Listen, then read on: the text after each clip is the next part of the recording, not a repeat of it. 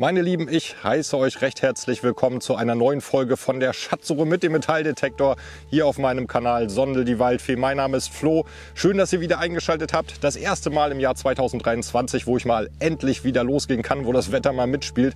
Und ich sage euch ganz ehrlich, ich könnte mich hier auch einfach irgendwo an den Rand setzen, die Sonne genießen und in die Ferne schauen. Das hat mir sowas von gefehlt.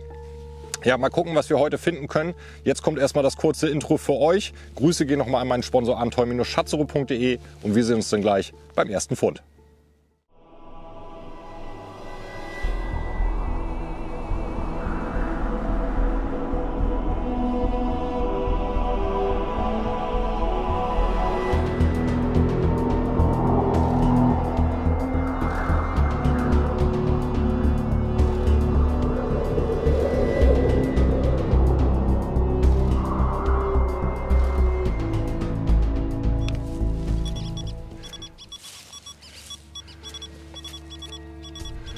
Oh, ganz oberflächliches 68er Signal. Sehen tue ich aber noch nichts.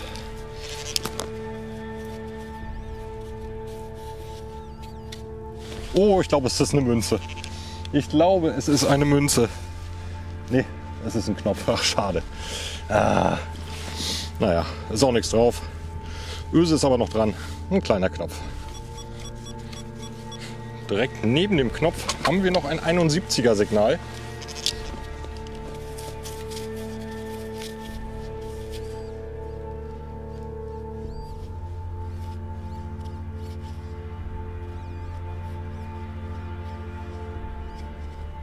Na, oh. Oh, es ist die erste Münze und es ist Silber. Alter, ich drehe ab. Wie geil ist denn das? Es ist eine Silbermünze, glaube ich. Okay, es ist jetzt nichts sonderlich Altes. Ich glaube, ein Pfennig ist auch schon ziemlich prägeschwach. 1855, glaube ich. Aber ganz ehrlich, was will man da meckern, ne? Ich meine, es ist eine Silbermünze. Scheint Silber zu sein. Gucken wir uns gleich mal im Studio an. Da haben wir ihn stehen, den ersten Münzfund dieses Tages. Gleich eine Silbermünze, was will man mehr? Das lässt hoffen auf weitere Funde an diesem Suchtag, aber das sehen wir dann gleich. Hier haben wir ein 4-Pfennig-Stück finden können und es stammt von 1835, nicht wie ich sagte 1855. Man kann es leider nur noch ganz schlecht erkennen, denn die Münze ist schon sehr, sehr prägeschwach. Wir schauen mal eben zusammen auf die Münze drauf und dann drehe ich sie euch gleich nochmal um, denn hinten sehen wir noch ein Wappen und dann können wir auch sehen, woher diese Münze stammt. So rum gehört sie. Und zwar seht ihr da ein Wappen mit einem, ja nicht mehr gut zu erkennen, aber einem aufsteigenden Pferd. Also das heißt Königreich Hannover und geprägt wurde diese Münze nur ganze 7 Jahre, nämlich von 1830 bis 1837. Und wir machen weiter mit den nächsten Funden.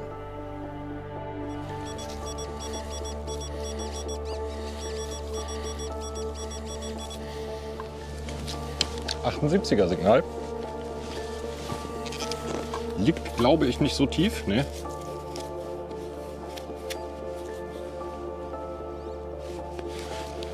Wo ist das?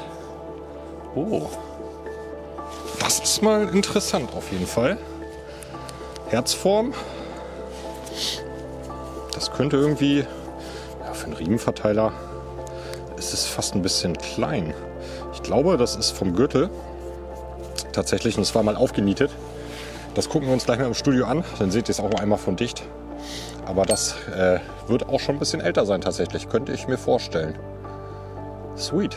Schönes Ding.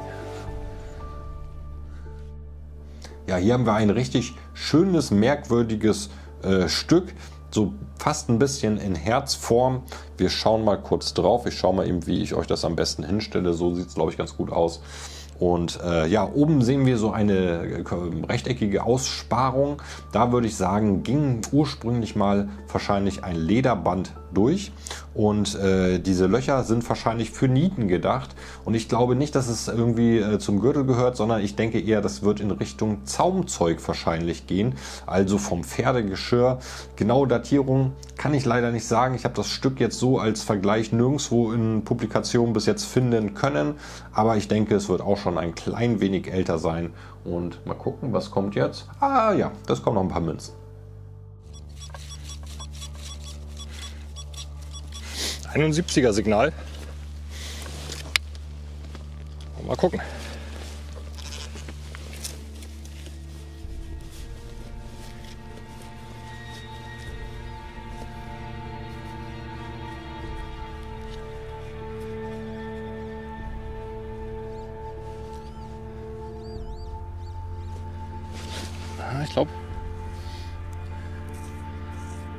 Ich glaube, es ist wieder nur Schmutz. Ja, es ist nichts. Schade.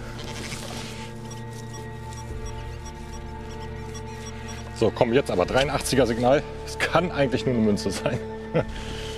Komm.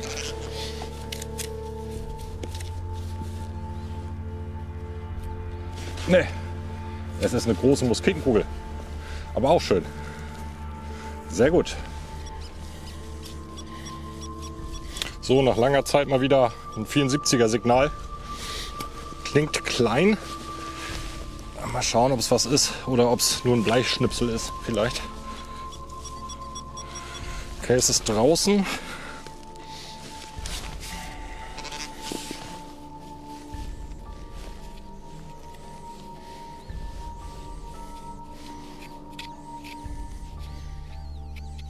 Ja, ich ahne fürchterliches. Ja, es ist kein Bleischnipsel, aber ein Aluminiumschnipsel. Toll. Endlich wieder Müll suchen.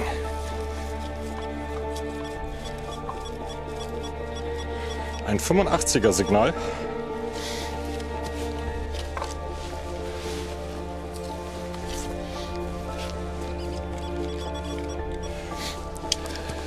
er. Jetzt bin ich gespannt. Könnte es vielleicht die nächste Münze sein?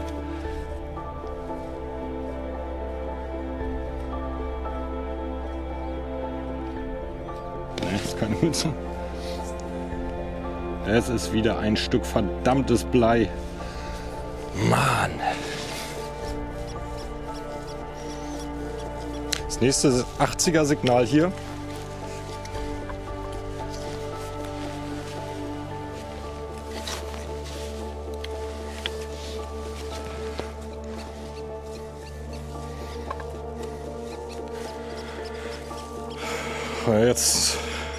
Jetzt ist es nur noch ein 70er. Wir gucken mal,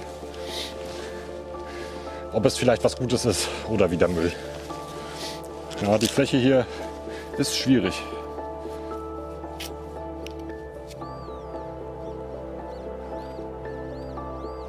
Ach, es sieht schon wieder nach Blei aus. Wunderbar. Ein Stück Blei. Ein ganz oberflächliches 74er Signal hier. Sehen tue ich noch nichts.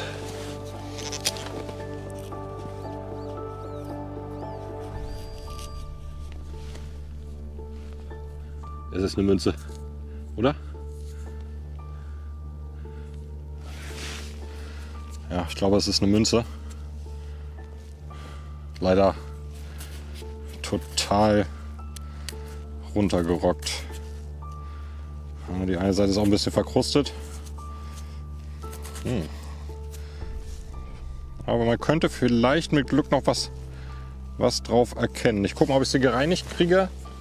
Falls sie was wird, sehen wir uns gleich im Studio. Ja, gleich daneben haben wir die nächste Münze. Aber auch wieder stark verkrustet. Weiß ich nicht, ob da noch was drauf sein wird, wenn ich sie reinige. Aber immerhin mittlerweile, glaube ich, schon die 4. Münze. Einen kleinen Schärf habe ich auch noch gefunden, den habe ich euch aber nicht gezeigt, weil der einfach schon wirklich schlecht war. Ja, gucken wir mal ein bisschen weiter. Vielleicht kommt ja noch eine Münze. Da haben wir die nächsten 2 Münzen stehen. Es handelt sich bei beiden Münzen um eine Pfennigscheidemünze. Ich habe es noch einigermaßen gereinigt bekommen, so dass wir wenigstens sehen können, um was für Münzen es sich handelt. Die eine habe ich euch mal auf die Rückseite gedreht, da sieht man noch so ganz leicht wieder das Niedersachsen-Pferd und auf der anderen kann man so ganz leicht noch erkennen, ein Pfennig Scheidemünze, leider das Datum nicht mehr. Von daher halten wir uns da gar nicht lange mit auf, sondern machen direkt weiter mit der nächsten Münze, wo ich auch auf der Fläche nicht so sicher war. Gucken wir uns die an, gucken wir sie uns nicht an. Wir schauen mal erstmal. Wir haben die nächste Münze. Ich glaube, es ist ein kleiner Scherf. Ich weiß allerdings noch nicht, ob wir uns den angucken oder nicht. Das kann ich erst nach der Reinigung und Restauration sehen, aber ich glaube, er ist auch nicht mehr schön. Schade. Nächste Münze. Ja, da haben wir den nächsten Fund, den Scherf, und er ging noch einigermaßen wirklich zu reinigen und bei der Reinigung konnte ich da auch so ein bisschen was rausholen. Wir schauen mal eben erstmal auf die Vorderseite. Da sehen wir wieder den Löwen und dann drehe ich euch die Münze gleich mal um. Da konnte man auf der Fläche gar nicht mehr viel erkennen, aber wir konnten da tatsächlich noch ein Datum rausarbeiten. Und zwar ist diese Münze schon relativ alt tatsächlich, denn sie stammt von 1533, also fast gute 500 Jahre alt. Und für so eine kleine Kupfermünze, die so fein ist, kann man über den Zustand, denke ich, da nicht wirklich meckern. Ich stelle euch den anderen Scherf, den ich vorher gefunden hatte, auch noch mal kurz daneben. Da seht ihr noch mal, der ist schon wesentlich abgegriffener, auch wesentlich kleiner. Und ja, da brauchen wir uns nicht lange mit aufhalten. Und dann machen wir weiter. Oh, da gab es wieder einen interessanten Fund.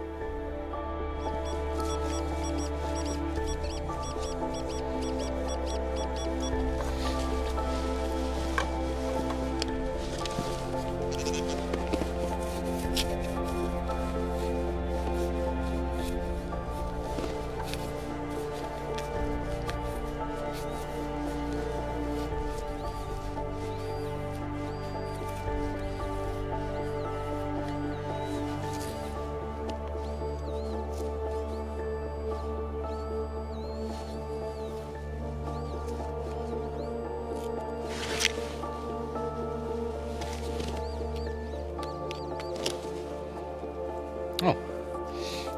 Ein schöner Grabhenfuß. Sehr schön, den können wir uns auch gleich mal angucken.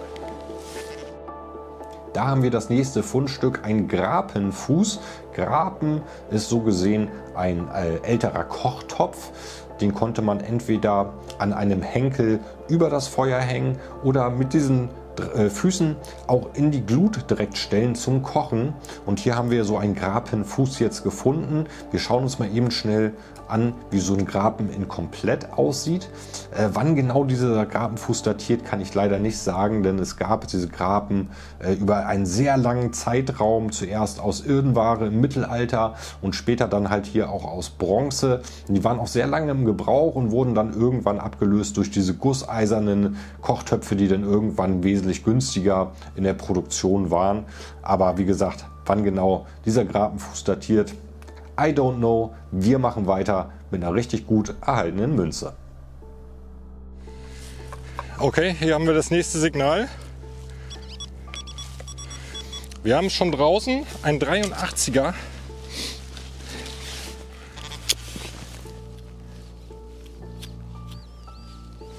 Alter, nein! Nein! Es ist eine Münze. Jetzt ist nur die Frage, was für eine es ist. Gucken wir mal. Oh ja, es ist eine Pfennig-Scheidemünze. Aber gar nicht mal so schlecht. Die können wir uns gleich mal angucken. Hervorragend. Ja, es gibt sie doch noch, die richtig gut erhaltenen Münzen. Hier haben wir nochmal eine richtig toll erhaltene Pfennig-Scheidemünze. Wir schauen mal eben schnell auf die Vorderseite drauf. Von 1737. Und hinten haben wir sogar drauf stehen, von wo die Münze stammt. Das haben wir ja auch nicht so oft. Da gucken wir auch noch mal schnell drauf. Hier auch noch wieder sehr gut erhalten, diese Münze. Unten könnt ihr es lesen. Diese Münze stammt aus Goslar. Und jetzt habe ich noch einen richtig tollen Knopf für euch. Hier haben wir noch mal einen richtig schönen Knopf gefunden. Ich glaube mit zwei Pferde an der Seite. fast aus wie Einhörner. Mit einem Wappen in der Mitte und auch einem geschwungenen Schriftband, würde ich sagen. Ich weiß nicht, ob ich den noch großartig sauberer kriege, als er jetzt schon ist. Müssen wir mal schauen. Gucken wir uns aber trotzdem gleich mal im Studio an. Ist mal ein besonderer Knopf mit was drauf. Ganz schön. Vielleicht kriege ich heraus, um was es sich hier handelt. Da haben wir ihn stehen, den schönen Knopf von der Fläche, und ich sagte gerade, Mensch, was ist da drauf, ein Einhorn oder was? Ich dachte schon, mich täuschen meine Augen, aber ich habe da ein bisschen im Internet recherchiert und konnte dieses Wappen tatsächlich finden. Es ist nämlich das Wappen des Vereinten Königreichs, also ein englischer Knopf, und wir sehen hier auf der einen Seite, wir gucken mal drauf, sehen wir einen Löwen als Schildhalter, und auf der rechten Seite sehen wir denn dieses Einhorn als Schildhalter. Der Löwe steht hier in dem Fall für England und das Einhorn für Schottland. Wir gucken uns auch noch mal schnell ein Vergleichsbild dieses Wappens an. Und in Gebrauch war dieses Wappen seit der Krönung von Queen Victoria im Jahr 1837. Aber wie es jetzt hier bei mir auf diese Fläche gekommen ist, kann ich mir nicht so richtig erklären. Also ich konnte jetzt keinen Geschichtsbezug zu irgendwelchen Ereignissen oder so herstellen. Das bleibt leider im Schatten der Vergangenheit. Aber ich hoffe auf jeden Fall, der Knopf hat euch gefallen und diese Folge hat euch auch gefallen. Dann lasst mir gerne ein Like da, lasst mir gerne ein Abo da für den Kanal Sondel die Waldfee. Hier verlinke ich euch nochmal 2 weitere Videos. Wenn ihr sie nicht kennt, schaut gerne rein. Wir sehen uns dann zur nächsten Folge. Ich hoffe, das Wetter bleibt jetzt so ein bisschen stabiler, dass man öfter mal losgehen kann. Auf jeden Fall. Und Grüße gehen nochmal an meinen Sponsor abenteuer-schatzsuche.de. Ich sage bis demnächst. Macht's gut.